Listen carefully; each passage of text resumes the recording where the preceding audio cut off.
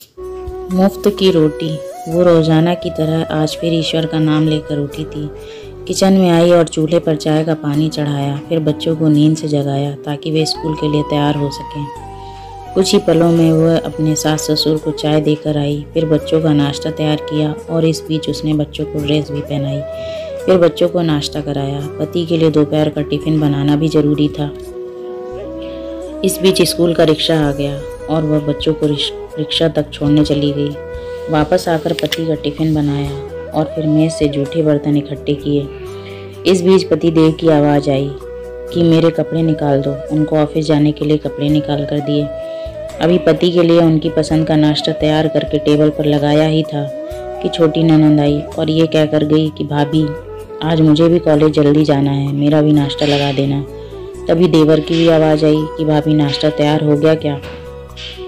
अभी लीजिए, नाश्ता तैयार है। पति और देवर ने नाश्ता किया और अखबार पढ़कर अपने अपने ऑफिस के लिए निकल चले। उसने मेज़ से खाली बर्तन समेटे और सास ससुर के लिए उनका परहेज का नाश्ता तैयार करने लगी। दोनों को नाश्ता कराने के बाद फिर बर्तन इकट्ठे किए और उनको भी किचन में लाकर धोने लगी। इसी बीच सफाई वाली भी आ गई। उसने बर्तन का काम सफाई वाली को सौंप कर खुद बेड की चादरें वगैरह इकट्ठा करने पहुंच गई और फिर सफाई वाली के साथ मिलकर सफाई में जुट गई। अब 11 बज चुके थे। अभी वो पूरी तरह काम समेट भी ना पाई थी कि कॉल बेल बजी। दरवाज़ा खोला तो सामने बड़ी ननंद और उसके पति व बच्चे खड़े थे।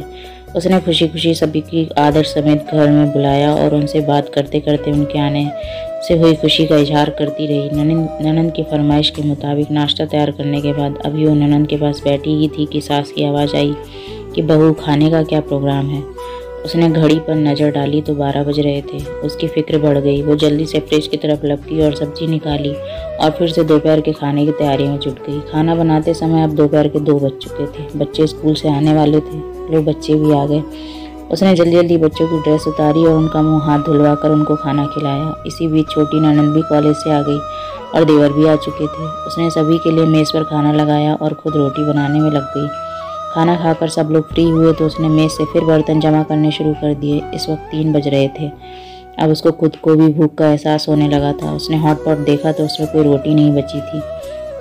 उसने फिर से किचन की ओर रुख किया। तभी पतिदेव घर में दाखिल होते हुए बोले कि आज देर हो गई, बहुत भूख लगी है, जल्दी से खाना लगा दो। उसने जल्दी जल्दी पति के लिए खाना बनाया और मेज़ पर खाना लगाकर पति को किचन से गर्म रोटी बनाकर ला कर देने लगी।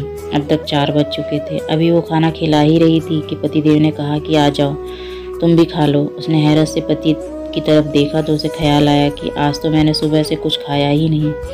इस ख्याल के आते ही वो पति के साथ खाना खाने बैठ गई। अभी पहला निवाला उसने मुंह में डाला ही था कि आँख से आंसू निकल आए। पतिदेव ने उसके आंसू देखे तो फौरन पूछा कि तुम क्यों रो रही हो? वो खामोश रही और सोचने लगी, इन्हें कैसे बताऊं कि ससुराल में कितनी मेहनत के बाद ये रोटी का निवाला नसीब होता है और लोग फिर भी इसे मुफ्त की रोटी कहते हैं।